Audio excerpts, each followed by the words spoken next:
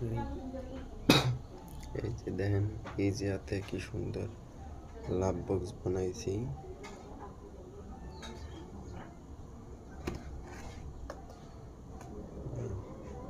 তারপর এটা খোলা যায়, সিস্টেম আছে, দেখাইতেছি।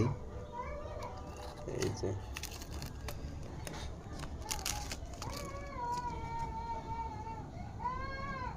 দেখেন